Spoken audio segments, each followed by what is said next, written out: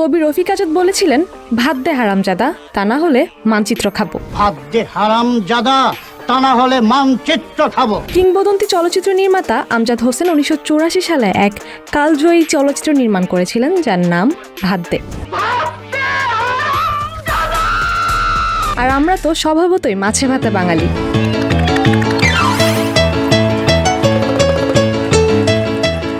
প্রিয় দর্শক, আপনারা হয়তো ভাবছেন আমার কি ক্ষুধা লেগেছে, শুরুতেই এত ভাত ভাত করছি কেন।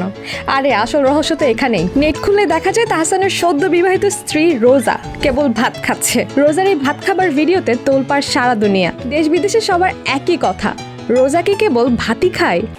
এমনকি এই ভাত নিয়ে নির্বাসিত নিষিদ্ধ লেখিকা তসলিমা নাসরিন তার ফেসবুক ওয়ালেও লিখেছেন। প্রিয় দর্শক, আপনাদের সকলকে আমি স্বাগত জানাচ্ছি আজকের ভাতের টেবিলে, রিউমার্স এক্সপ্লেন্ডের আজকের এপিসোডে। আর রিউমার্স এক্সপ্লেন্ডের আজকের এপিসোডে আপনাদের সাথে আছি আমি তাসনিয়া নিহা, এবং আজকে আমরা উদ্ঘাটন করব রোজার ভাত খাওয়ার রহস্য। তাহলে চলুন আর দেরি না করে শুরু করা যাক।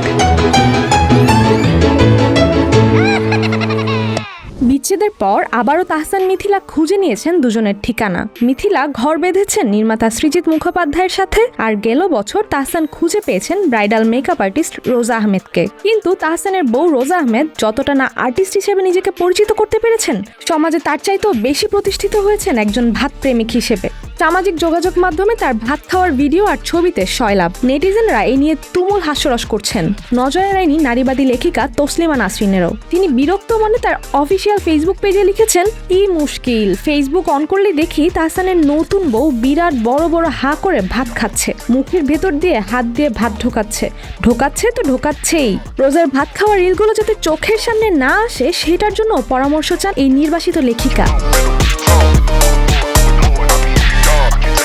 নেটিজেনদের মনে প্রশ্ন, কেন এত ভাত খান রোজা আহমেদ, তাও আবার আমেরিকার মতো দেশে বসে, যেখানে মানুষ আমেরিকার কালচার ফুড হ্যাবিট শো করার কথা, সেখানে এক ভাত নিয়ে কেন পড়ে থাকেন রোজা?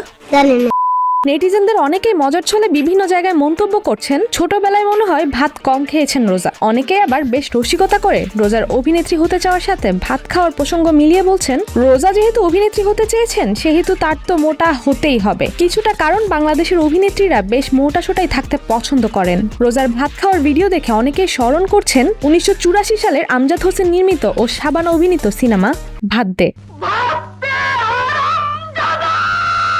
নেটিজেনদের মধ্যে অনেকেই বলছেন, শাবানার ভাতের আকাঙ্ক্ষা পূরণ করেছেন রোজা আহমেদ। যে ভাত শাবানা খেতে চেয়েছিলেন তার সাফল্যের সাথে খেয়ে সাবার করছেন রোজা আহমেদ। অনেকেই রোজার ভাত খাওয়ার সাথে মোশাররফ করিমের যমজ নাটকের ভাত খাওয়ার দৃশ্য ও একটি ডায়লগের সাথে মিলিয়েছেন, যেখানে মোশাররফ করিম তার বাবাকে বলছেন, মজা লাগে, খাওয়ার মজা লাগে।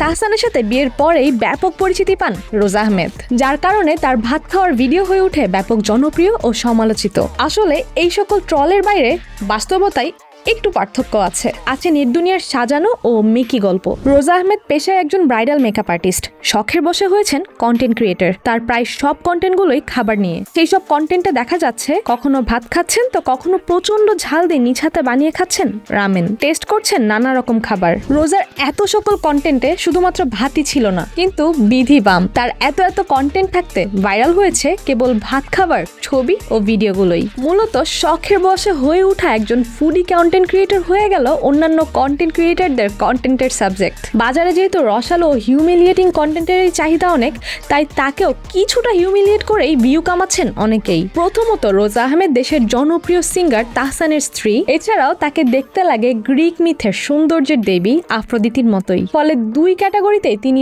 বেশ চমৎকার কন্টেন্টের সাবজেক্ট হতে পেরেছেন। একে তো তাহসানের লাইফ পার্টনার, তার উপর নিজের সৌন্দর্য ও গুণের কারণে ভাইরাল হতে সময় লাগেনি এই কন্টেন্ট জগতে। ডিয়ার ভিউয়ার্স, যদি এসব কারণে মুখ্য হয়ে না থাকে তাহলে আপনাদের কি মনে হয় আর কি কারণে রোজা আহমেদ ভাইরাল হতে পারেন? ভাত তো আপনি আমি সকল বাঙালিরাই খাই, তাহলে রোজা আহমেদ একাই কেন ভাইরাল আলোচনার টপিকে? এছাড়াও আপনাদের মতে আরো কোনো যদি কারণ থেকে থাকে তাহলে আপনাদের মূল্যবান মতামত কিন্তু কমেন্টে জানাতে একদমই ভুলবেন না। আজ এ পর্যন্তই, আবারও দেখা হবে অন্য কোনো গল্প নিয়ে, অন্য কোনো ট্রেন্ডিং গসিপ নিয়ে, অন্য কোনো রিউমার নিয়ে। ততদিন পর্যন্ত ভালো থাকবেন, সুস্থ থাকবেন।